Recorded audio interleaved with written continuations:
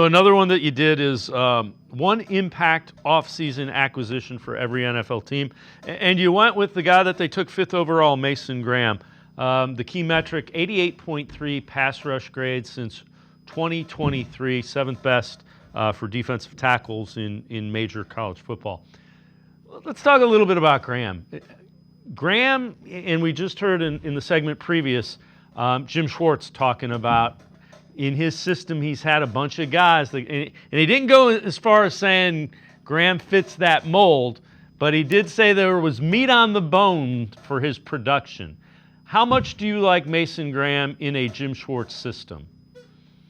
I like it a lot, especially when you consider, look, somebody here is going to get one-on-one matchups between Myles Garrett and Mason Graham, and Graham being the younger guy and Garrett having his reputation, it's probably going to be Mason Graham getting a lot of those one-on-one matchups. You mentioned it there, 7th best pass rusher from the inside in college football over the last 2 years, and last year he was the best run defender in college football. So he's a true 3-down talent who can move all over the line of scrimmage. There's even times at Michigan when he was standing up off the edge in a 2-point stance and still making things happen. And the meat on the bone that Jim Schwartz is talking about is the fact that he just didn't have a whole lot of sacks, and that's because when teams were playing Michigan and their great defensive line last year, they were getting rid of the ball so quickly that Mason Graham just didn't really have a chance to finish plays with sacks because they knew if they didn't get rid of the football, they were going to get their quarterback killed. So, look, I think Graham was well worthy of that 5th overall pick. I honestly thought Jacksonville was going to stay at that 5th pick and take him there and just kind of flip the other way with him and Travis Hunter. Yeah, so I know Travis Hunter is going to be the focus of that trade and what the outcome is there, but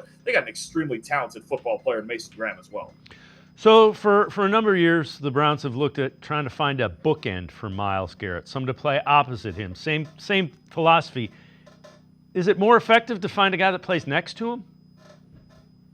I don't know that it's more effective, but I do think it balances out your football team even more, especially when you have a guy who can play in run defense as well as Mason Graham can, right? And then you're talking about, okay, well, which way do we slide protection? So I think the principle can be a lot the same because then, there's times when you have a team, say, like the Dallas Cowboys lately, who sometimes they have a great room full of edge defenders, but they're a little bit soft on the inside. They'll get beat in the run game. So, look, every spot I think is equally important, but to get a guy like Graham in there who's a 3-down threat, who's an elite run defender and can help you all over the place in the pass rush. And I'm telling you, he can do, we saw in Michigan in the same way that, say, Chris Jones does for the Kansas City Chiefs. He can line up all over the place. You might even see him on 3rd downs and things like that, get out on the edge and act as that bookend as well.